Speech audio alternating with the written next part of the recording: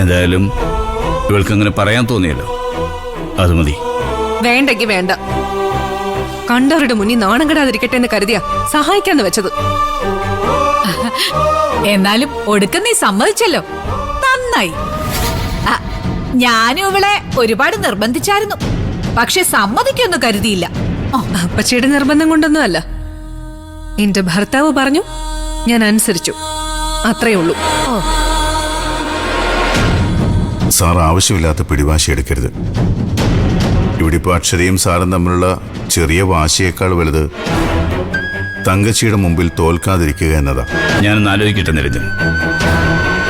ആപത്ത് കാലത്ത് ആരുടെ സഹായം സ്വീകരിച്ചാലും ഭാവിയിൽ അത് ഔദാര്യമായി അവതരിക്കപ്പെടും.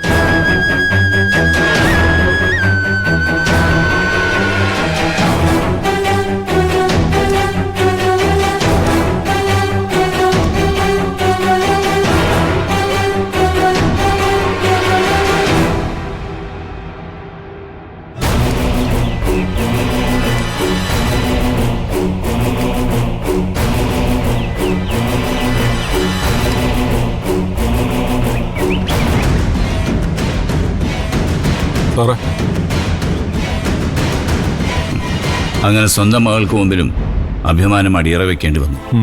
സാറേ, ഈ അവസ്ഥയിൽ അക്ഷര മേഡത്തിന് നല്ല ബുദ്ധി തോന്നിയെന്ന് ഞാൻ പറയും.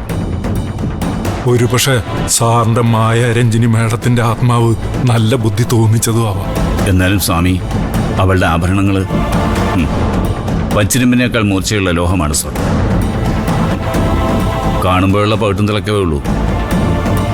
മൂക്കിനോടൊന്ന് ചേർത്താൽ അറിയാം അറവ് കത്തിയേക്കാൾ രൂക്ഷമായ ചോരയുടെ ഗന്ധം.